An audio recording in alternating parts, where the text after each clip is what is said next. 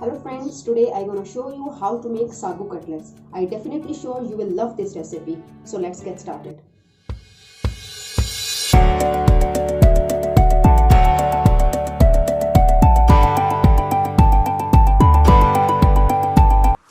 For this recipe we need 4 medium boiled potatoes,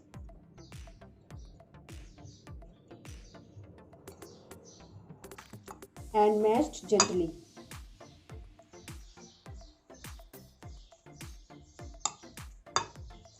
And then we add 2 tablespoons nicely chopped coriander, 4 green chilli nicely chopped,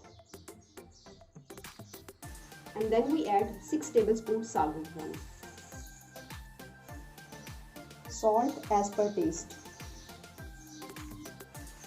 Remove bread slices from water and squeeze out the water.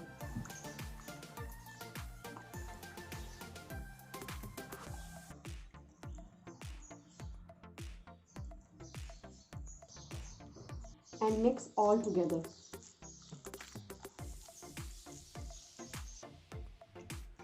Shape the dough into round cutlet.